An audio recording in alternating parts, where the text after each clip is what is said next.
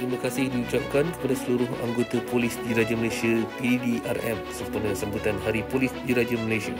Setiap tahun pada 25 Mac, seluruh rakyat Malaysia menyambut hari istimewa ini sebagai tanda mengenang jasa dan pengorbanan para pegawai dan anggota polis yang telah berkhidmat dengan penuh dedikasi untuk mempertahankan keamanan negara. PDRM bukan sekadar sebuah institusi penguat kuasa undang-undang, tetapi merupakan tulang belakang keselamatan negara. Setiap hari, lebih 130,000 anggota polis bekerja tanpa mengenal penat lelah untuk memastikan keharmonian dan ketenteraman masyarakat terpelihara.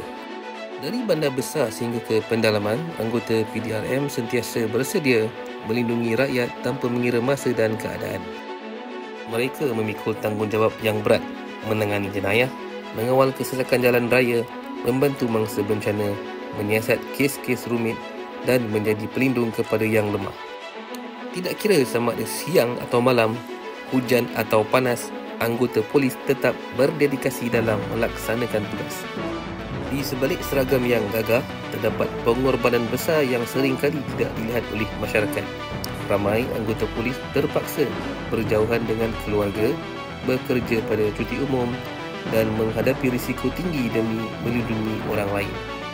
Mereka juga sering menjadi sasaran kritikan walaupun sebenarnya mereka berjuang untuk keadilan.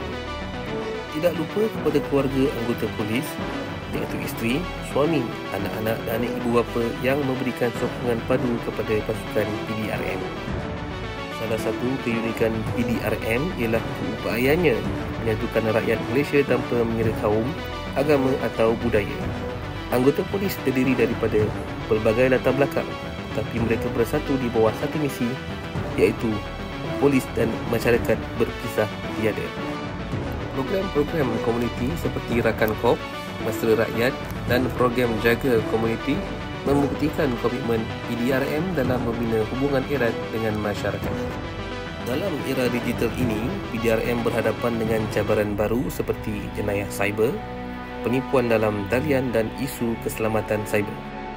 Namun dengan latihan berterusan dan penggunaan teknologi moden, PDRM terus memperkukuhkan kemampuan untuk melindungi rakyat.